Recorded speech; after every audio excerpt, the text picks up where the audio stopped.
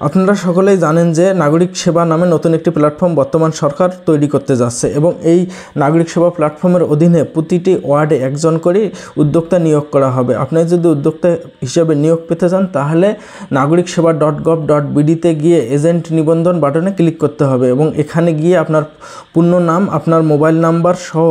আপনার যে ঠিকানায় আপনি বর্তমানে বসবাস করেন বা যে ঠিকানায় আপনি কাজ করতে চান সেই ঠিকানার অ্যাড্রেস, জেলা, উপজেলা, ইউনিয়ন এবং ওয়ার্ড নাম্বার দিয়ে নিচের ক্যাপচা কোডটি দিয়ে পূরণ করে সাবমিট বাটনে ক্লিক করলে আপনার মোবাইলে একটি ওটিপি যাবে এবং এই ওটিপিটি বসানোর পরে আপনার একটি রেজিস্ট্রেশন নাম্বার আপনার মোবাইলে যাবে এবং